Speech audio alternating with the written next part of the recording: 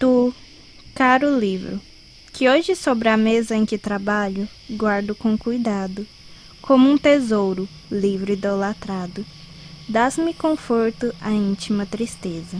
Não porque em ti encontre essa beleza, de um fulgurante estilo aprimorado.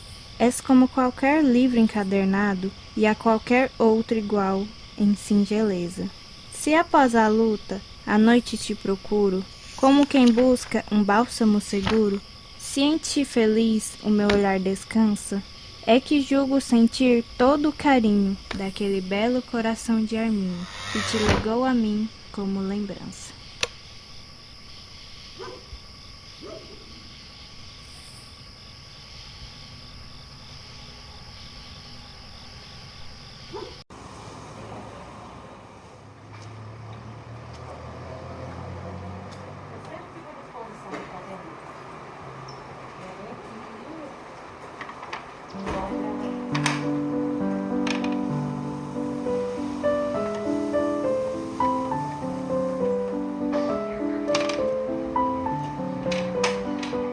Mãe, é teu nome para mim um hino maravilhoso, de celeste encanto. Oh, como é doce, carinhoso e santo, pleno de graça, imenso e até divino. Minha mãe, só a teu lado eu sinto-me feliz. O teu sorriso é para mim sonhado paraíso, o teu sorriso puro e imaculado. Tu és meu anjo tutelar e amigo, és o tesouro que feliz bendigo, formosa estrela que encontrei na vida. Quisera ver-te no altar brilhante, e eu de joelhos, tua filha amante, a venerar-te, minha mãe querida.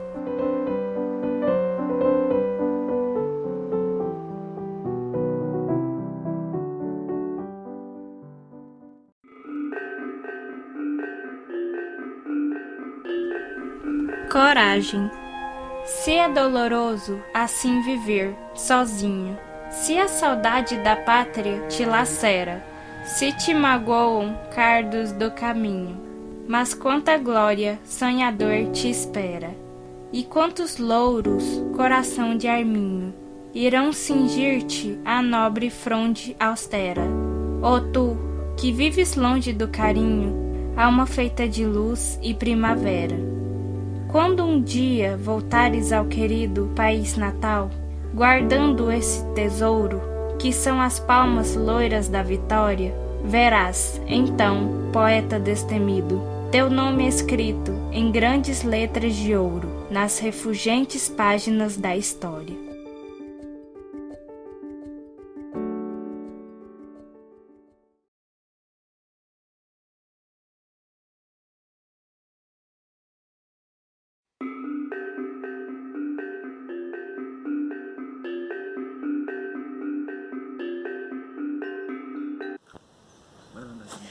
Oi, pessoal, eu me chamo Joana. Primeiramente eu quero agradecer a oportunidade de estar fazendo parte desse projeto incrível que chama A Ancestralidade que Mora em Mim, coordenado pelo mestre Jackson Leal e pela doutora Luciana. Segundamente, eu quero me apresentar. Eu sou Joana, como falei anteriormente, eu faço parte de um coletivo que chama Mulheres Indígenas e Quilombolas aqui em Goiânia. Eu sou indígena do estado do Piauí, sou reconhecida pela etnia Tabajara Tapuio, que fica ali no norte do Piauí. Eu sou formada em Ciências Sociais, habilitada em Política Pública, sou mestra em Direitos Humanos e sou doutoranda em Antropologia Social, todos pela Universidade Federal de Goiás. Nesse momento, eu quero conversar com vocês um pouco sobre o que é essa ancestralidade que mora em mim. E nesse momento eu acho importante contextualizar um pouco sobre o que é a história do indígena piauiense e como que eu posso falar sobre essa ancestralidade. O indígena piauiense, ele é um indígena que culturalmente foi apagado e silenciado. Quando o bandeirante Domingos Afonso Mafrense chegou ali na região do Piauí, do estado do Piauí, em busca de novos lugares para poder colonizar, para levar fazendas de gado, ele mandou uma carta para Portugal falando que naquela região não existia habitantes, quando na verdade era um dos estados mais populosos indígenas que tinham no Brasil. E o que é que ele fez? Ele matou e dizimou toda a população indígena que tinha naquele lugar. E os que sobraram ficaram com a ideia, né? Construíram essa ideia entre os familiares de que não eram indígenas. Então é muito comum você chegar no Piauí e ver pessoas falarem, por exemplo, que é indígena e ter outros membros da família mais próximo falando que não são indígenas, porque esse é o processo cultural do apagamento e do silenciamento da cultura indígena, o que a gente costuma chamar na antropologia de etnocídio. Então eu falo sobre essa questão da ancestralidade que há em mim partindo desse pressuposto, do pressuposto que aconteceu um apagamento histórico muito violento, muito cruel com o meu povo, com os indígenas do estado do Piauí, e que essa ancestralidade ela grita em mim no momento em que eu consigo fazer e ter atitudes que são típicas e originárias do meu povo, né? Então essa ancestralidade que está em mim, ela está quando um cuidado, quando eu reconheço uma erva, são coisas mínimas, sabe? Quando eu reconheço uma planta, desde criança, né, eu ficava imaginando, eu não sei de onde isso vem, né, de por que eu sou assim, por que eu gosto disso, por que as plantas, por que as ervas, elas me entendem e eu entendo elas, né, por que eu tenho um domínio com isso, né, por que eu tenho um domínio com a alimentação, eu gosto muito de cozinhar, e por que eu tenho muito esse domínio com a alimentação e ter na alimentação um dom de não só alimentar e encher a barriga das pessoas, como também trazer a satisfação para elas, né? Então, eu acredito muito que isso tem muito da minha ancestralidade. Essa ancestralidade que está dentro de mim, né, que por muitas vezes foi apagada pela minha família, mas que em um momento ou outro ali a gente encontra e vê pessoas que falavam muito sobre isso nos almoços dominicais, né, de família. Então, assim, eu acredito muito que essa ancestralidade que está em mim, ela é muito latente hoje, né, quando eu acreditei, quando eu acordei, quando eu aceitei essa indígena que está dentro de mim. E quantas antes de mim não existiu, quantas antes de mim não quiseram falar, não puderam falar que eram indígenas por medo de morrer, por parte de um processo genocida que o indígena brasileiro está inserido nesse país. Bom, e dialogando um pouco com o que eu acabei de falar com vocês, sobre essa questão da ancestralidade, como que ela traz esses princípios básicos, né, para nós indígenas. A gente tem muito manejo do genipapo, né, também. Que é a nossa pintura corporal, que é a nossa vestimenta, que é as nossas roupas, né? O genipapo e o urucum. A gente faz o que a gente chama de grafismo indígena, né, no nosso corpo, e essa é uma das nossas maiores artes e um dos nossos maiores dons, né? Então a gente traz o genipapo como um fruto muito sagrado, assim também como o urucum, porque ele nos veste, ele nos transborda, ele nos traz a cura, né? Então isso é muito importante para mim, sobretudo desde o minuto que a gente faz, desde o instante que a gente colhe o genipapo até o momento que a gente consegue fazer a tinta do genipapo e passar no nosso corpo, né? Algumas pessoas sempre me perguntam, como eu sou uma indígena urbana, algumas pessoas sempre me perguntam como que eu faço para encontrar genipapo na cidade onde eu moro. É muito simples, genipapo ele é um fruto que dá no Brasil inteiro, né? O Brasil inteiro é terra indígena. Então, assim, dá no Brasil inteiro esse fruto. E aqui perto da minha casa, eu consigo encontrar facilmente vários pés de genipapo, né? Tem o período ali para poder colher ele, tem o manejo certo para fazer ele, né? o processo de criação da tintura, que é ralar o fruto até chegar na semente, que é onde está a tintura. Depois de ralar, a gente espreme ele num tecido bem fino e aquilo ali faz a tintura, né? E a gente armazena ela, não por muito tempo, ela não tem... a validade dela é bem rápida. Então, o ideal é fazer a tintura e já pintar, né? Então, assim, tem muitos rituais de outras etnias que o jenipapo, ele é muito importante, como, por exemplo, na etnia Guajajara, o uso do jenipapo para o rito da menina moça, que é o momento de transição da mulher, da menina, quando ela passa a ser menina para ser mulher, quando vem a primeira menstruação, ele é muito importante, porque as meninas tomam banho praticamente de jenipapo, né? Então, assim, é muito importante o jenipapo para a gente. Veveture, veveture, toe toe, toe toe, pore capotone, veveture, veveture. Esse é um canto craô.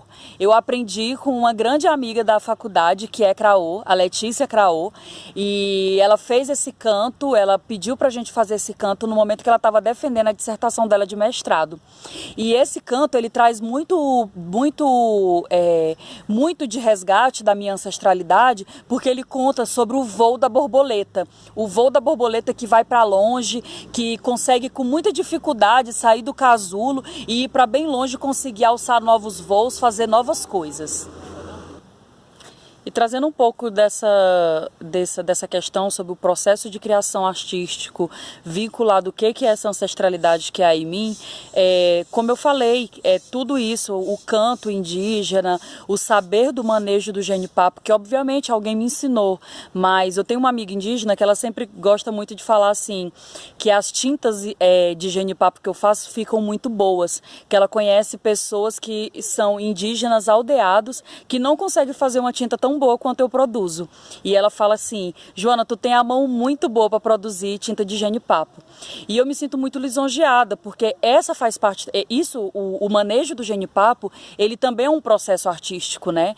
Quando a gente faz desde o início, como eu trouxe para vocês, até o momento da pintura no nosso corpo, né? Então, o canto indígena também está associado a esse manejo do genipapo, para ele ficar bom, para ele ficar bonito, né?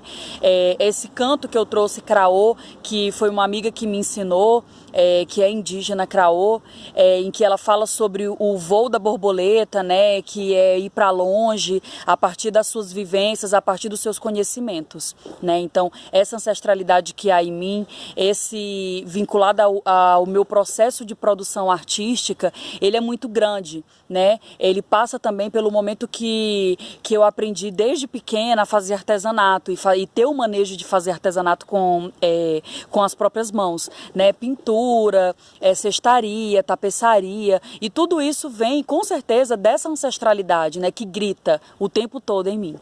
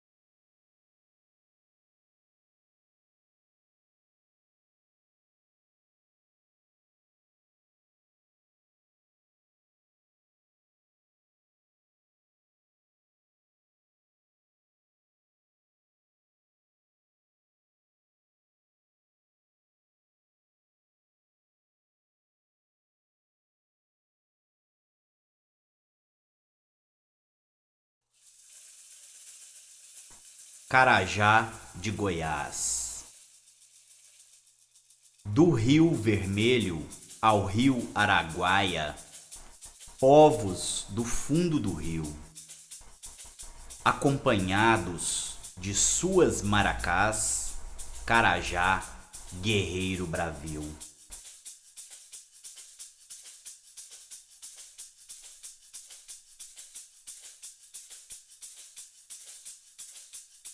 Para o combate serão preparados, protegidos por Tupã. Organizados, defendem a tribo, a casa de Aruanã.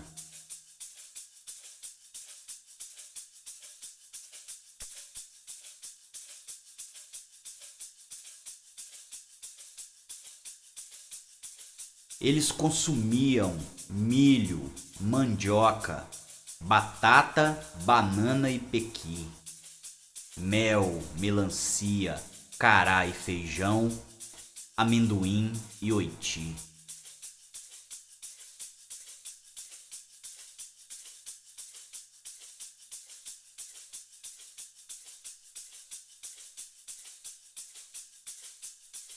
Lá vêm os povos de cima, remando em suas ubás.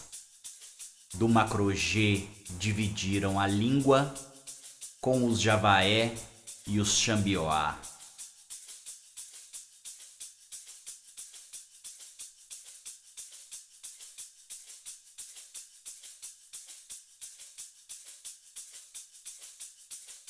Suas bonecas de barro modelam também sua sina. A almarura pintada em seu rosto marca Santa Leopoldina.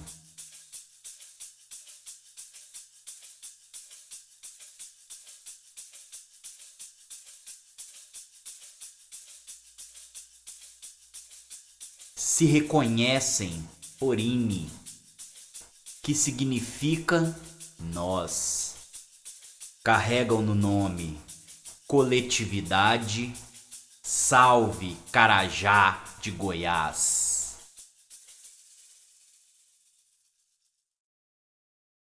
Bartolomeus.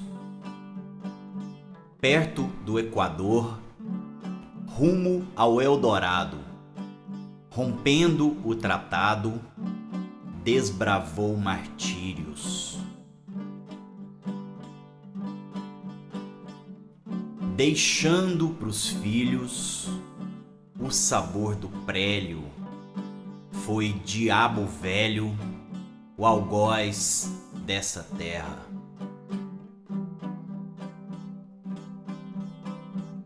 E a cruz do Anhanguera cruzou as fronteiras, gibões igualteiras, paulistas errantes.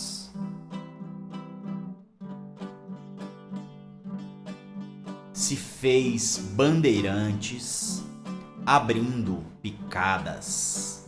Na Serra Dourada, forjaram Goiás.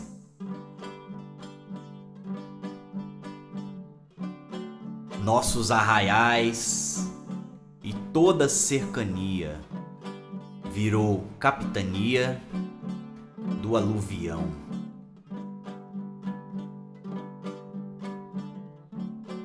Alfante na mão, na gibeira o ouro, e o nativo no couro, chumbo de arcabuz.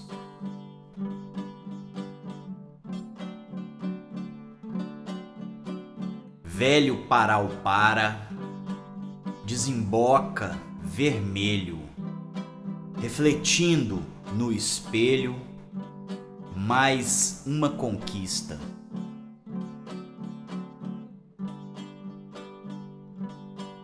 De um sertanista, ganância portuguesa levou toda a riqueza e deixou toda dor perto do Equador.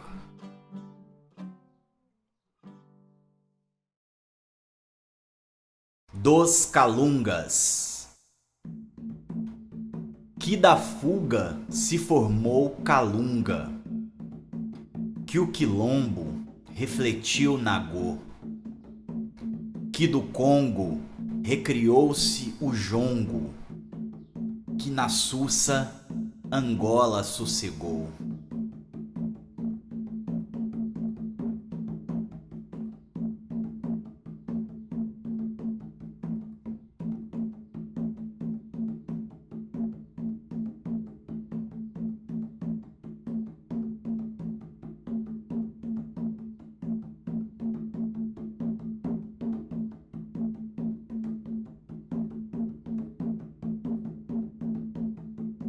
Que no pranto resistiu o banto, que me conte um velho griot, que a candura dê-lhe a bandurra, que o mancípio enfim se libertou.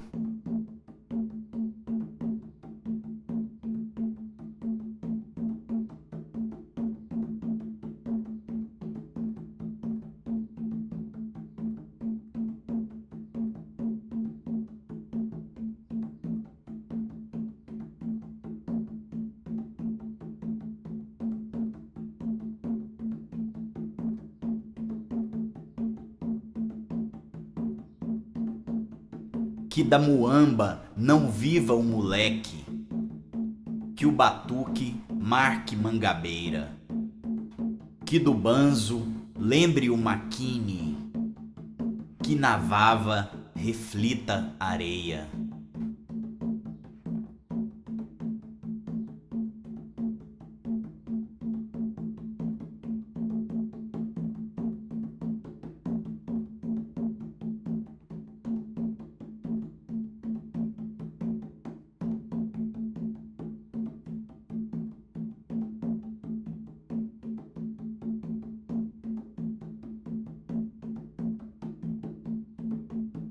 Que no samba caia o mucambo, que me quenda todo o vão das almas, que a macumba viva em bom despacho, que o vimbundo imortalize o Mendes.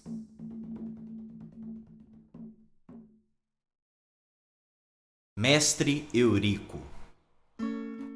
Um rei covarde abandonou seu lar. Refugiou-se em terras de além-mar. Trouxe a quadrilha na embarcação. Imperiou a colonização.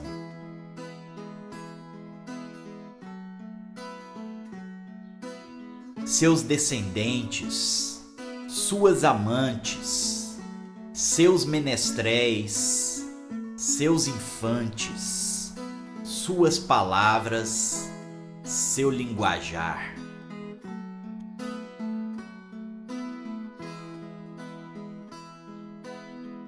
E o gajo sucumbiu à sua corte, e o Tejo desagou em nossa fonte, e a moda violou por toda noite a pontear.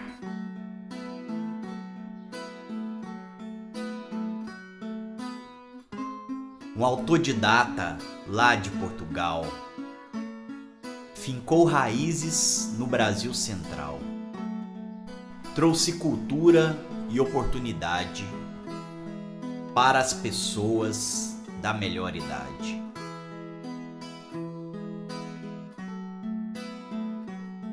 Seus precursores, seus cantares, seus amores, seus pesares, seus dissabores, seu dedilhar.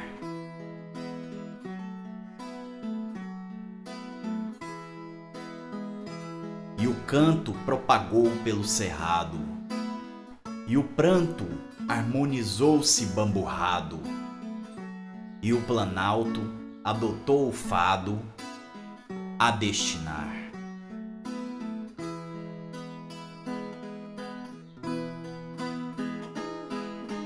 Mestre Eurico, a ti dedico esta canção, que ao contrário de Cabral, de Pedro e de Dom João, que trouxe dor, que trouxe o mal, trouxe a canção.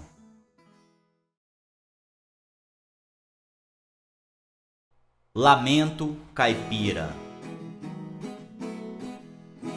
Eles levaram o ouro e quando as minas secou, foram embora e nós fiquemos na pobreza que restou. Nós plantemos uma rocinha pros meninos alimentar. Cerquemos umas terrinhas para umas vaquinhas nós criar. No campo tocamos a vida. O sertão foi nossa lida pra barriga não roncar.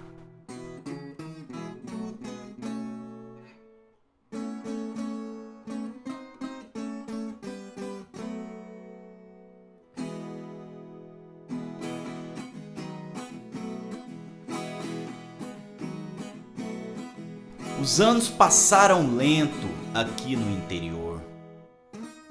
As coisas foi se ajeitando graças a Nosso Senhor. Até que chegou um dia que o sossego foi sumindo. Os paulistas retornaram e as estradas foram abrindo. Nós vamos levar seu gado.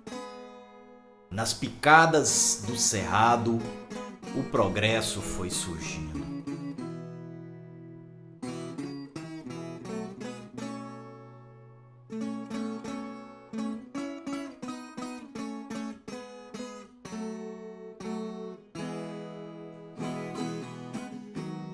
Quebraram o carro de boi, apagaram a lamparina, deram estudo pros meninos, pintaram nossas meninas, cercaram nosso terreno, invadiram nossa querência, transformaram em província em nome da intendência. E o sertão virou cidade, e essa tal modernidade forjada na independência.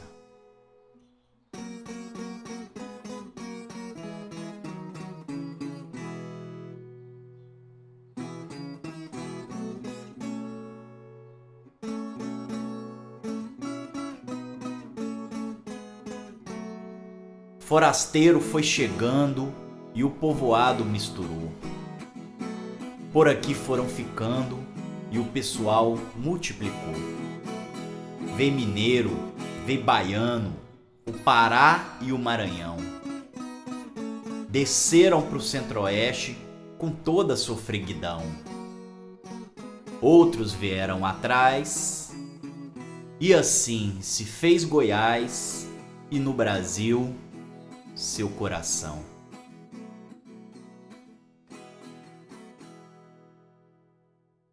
Serenata. Pelas ruas de Vila Boa, um boêmio a cantarolar. Sob o manto de uma garoa e uma cachaça a lhe acompanhar. Cambaleia por sobre as pedras que escondem sombras de um esplendor, de uma luta um tanto ingrata que a serenata silenciou.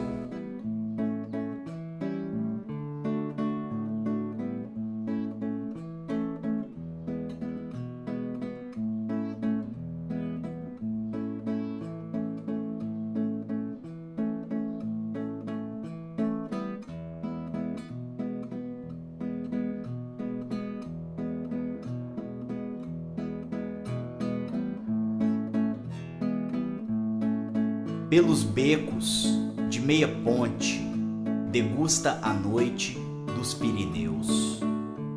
Tendo a lua de acompanhante, eterniza os montes nos versos seus. Rememora um velho soneto sobre o coreto em frente à matriz. Recitava tristes serestas pelas janelas da meretriz.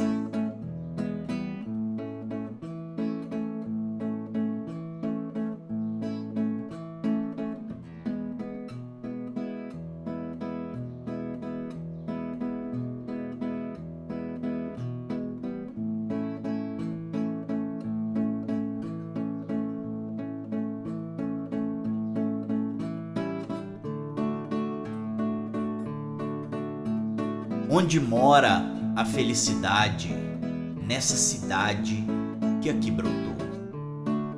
Nos casebres, nas passarelas ou nas singelas canções de amor? Nas tabernas ou nas adegas, eivas bodegas de sonhos vis? Nas igrejas ou nas cervejas, com as pardalejas no chafariz. Caiados e bulhões. Num estado esquecido, a espingarda era a lei. Latifúndio adormecido, quem tem terra é rei. Nas paragens centrais da enxada e do suor, perpetuam generais, quanto pior, melhor.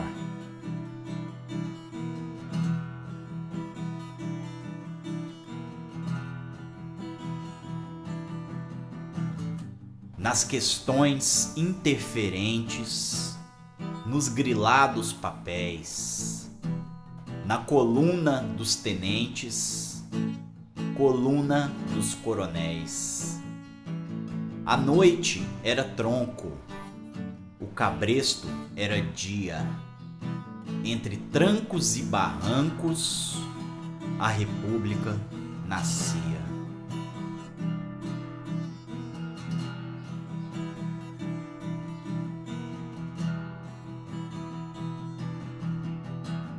Xavieristas ativos, filhotistas demais, mandonistas nocivos, democratas radicais.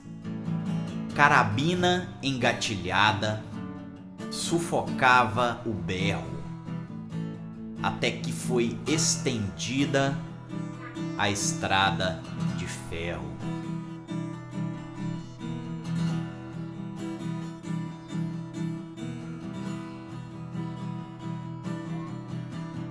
Que ligava e o contato com as Minas Gerais foi a pedra no sapato dos cabra do capataz, que reinavam isolados pra pilhar com vontade.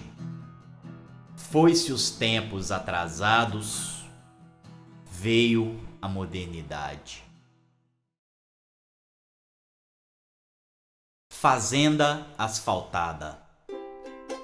Na década de 20, o café era a moeda, exportado para o estrangeiro, até que houve a quebra da Bolsa de Nova York que o mundo refletiu, assolando uma crise no comércio do Brasil.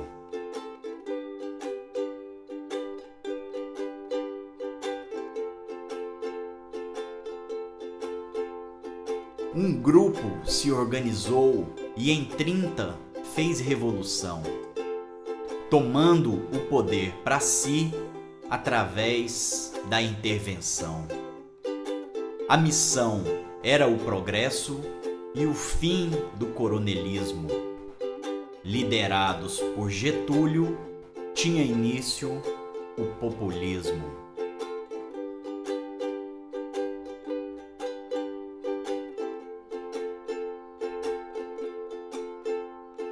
Querendo modernizar e expandir o capital, Pedro Ludovico ousou e transferiu a capital. Campinas foi escolhida e teve início a construção de Goiânia, o grande marco da dita Revolução.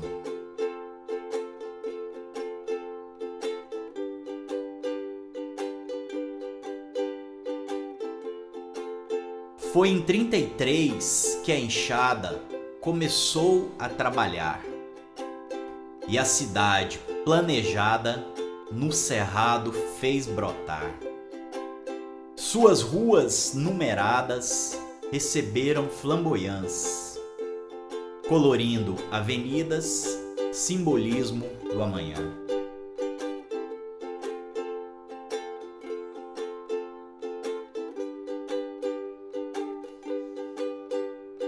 Da França, a arquitetura trouxe a Art Deco. Imigrantes que chegaram, trabalharam com ardor. E também aqui ficaram em busca de dignidade. Começar do zero a vida nesta moderna cidade.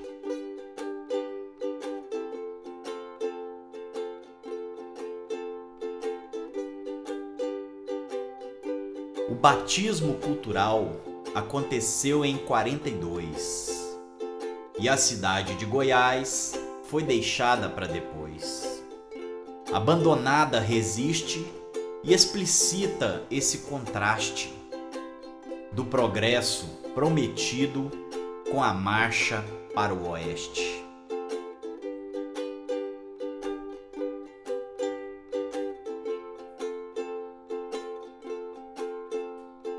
Disseram que foi seu clima e sua localização, construída ao pé da serra, sua comunicação retardava o sucesso, então foi substituída por Goiânia, a cidade do Brasil a mais querida.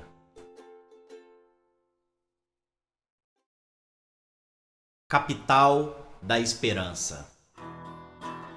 Foi com o plano de metas e com o povo nordestino que Brasília foi erguida no governo Juscelino, no coração de Goiás, num demarcado planaltino.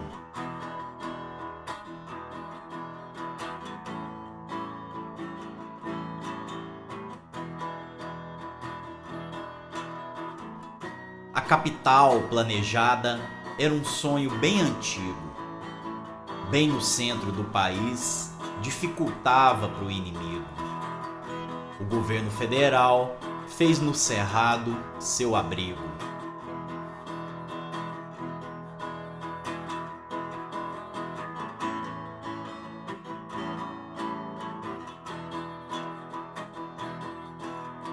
Gente humilde foi chegando e por lá foram ficando. Labuta de sol a sol foram chamados de candango.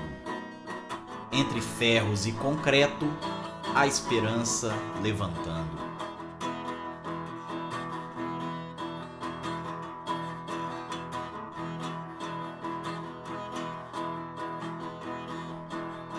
Nas linhas de Lúcio Costa, a capital foi arquitetada. e as curvas por Niemeyer foram sendo projetadas. Com sangue e suor, Brasília foi enfim inaugurada.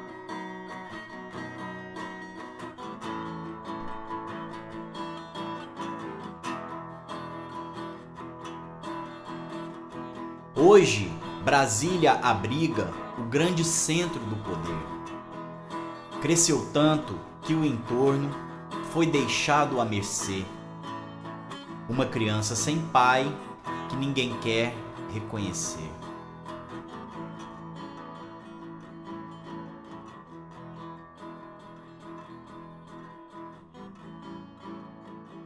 Como está no meio do nada, pouco tem para desfrutar. Tem o parque da cidade e o lago Paranoá. Nas folgas, a candangada vem para Goiás descansar. Guerrilheiros do Araguaia. Quando o mal se enraizou pelos rincões do país, uma voz se levantou e demonstrou força motriz contra toda intervenção da mão imperialista. Fez bater um coração no peito idealista.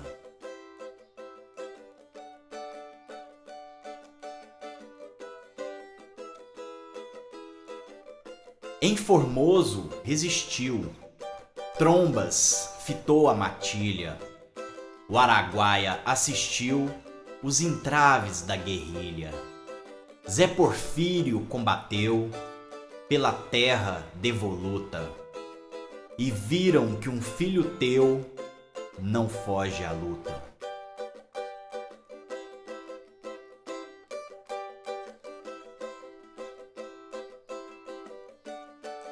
Perderam a primeira e ficaram sentidos seus batalhões combalidos. Subestimaram os povos da mata e na mata foram reprimidos. Perderam a segunda e foram humilhados, milicos desnorteados. Seus estrategistas mostraram a falha e a batalha deixou um legado.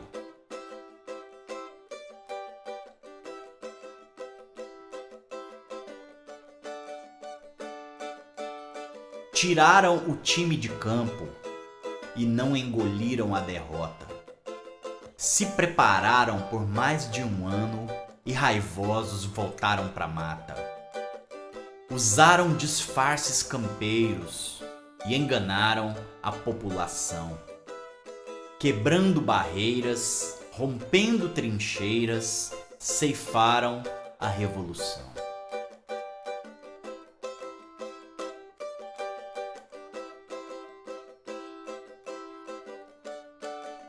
Mas o Araguaia foi testemunha dessa resistência, de uma querência que não aceitou essa submissão. Todo o nosso sangue que foi derramado, a terra adubou, fez nascer coragem e a tenacidade que aqui germinou. Bico da garrafa. Já que ninguém olhava para o norte, do estado e também do país, fizeram na garrafa um corte e fundaram o Tocantins.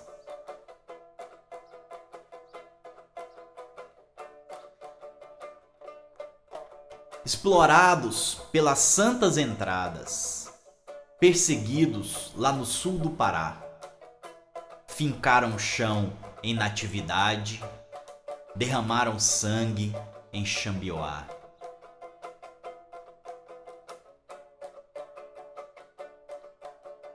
Arraias teve dias de glória, a estrela Adara e seus arraiais. O país inteiro bate palmas, a mais nova das capitais.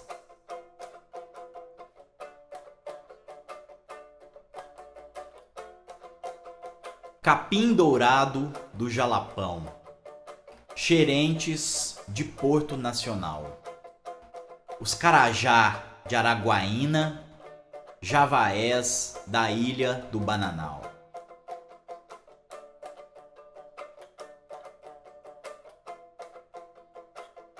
Não tem pagode lá em Mumbuca sem a viola de Buriti. Essa terra é nossa, é o lema, traduzido da língua tupi.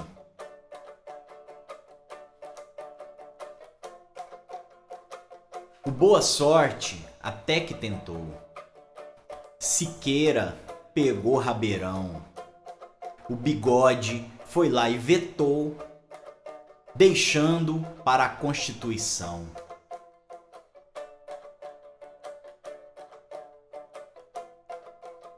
Em fins de 80, virou Estado, o mais novo da federação. Por um girassol simbolizado, o sol nasce para toda a nação. Quarentena. A cidade estava em franco crescimento, se desenvolvendo repleta de esperança. Tinha enfrentado guerrilha, coronéis, conchavos e cartéis, senhores assanhados.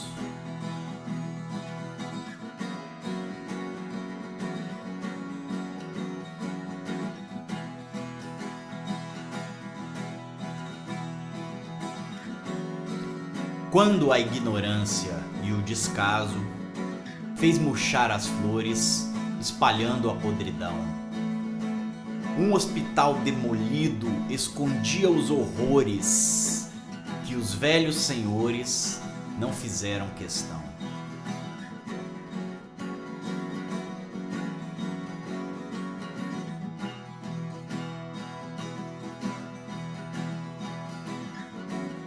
Dois catadores buscavam, entre escombros da omissão. Encontraram uma caixa de sonhos, levaram para trocar por pão. Essa caixa de Pandora, quando aberta, espalhou na cidade um rastro de morte invisível chamada radioatividade.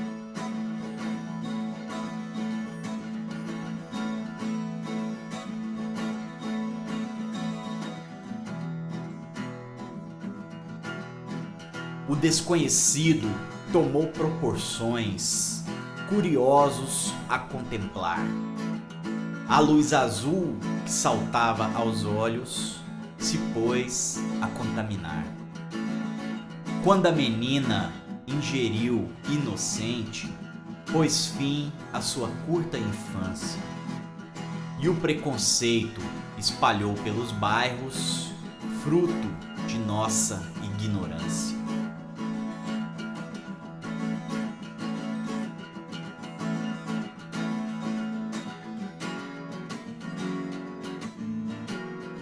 Quando souberam, de fato, o que era aquilo, era tarde. Homens de branco isolaram a radioativa cidade. Ilhados em quarentena, enquanto encobriam o terror, desconheciam o problema em companhia da dor.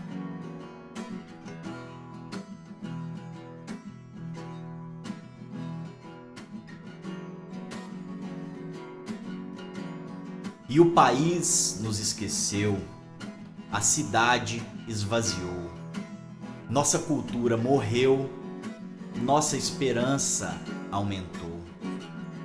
Pois a cidade isolada teve que se reinventar, e a fazenda asfaltada voltou a se enraizar.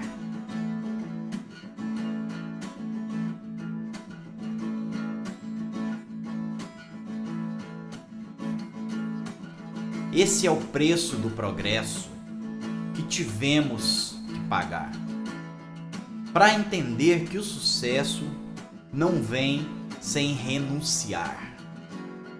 A qualidade de vida presente no interior simplesmente me abriga, vítima de tanto terror.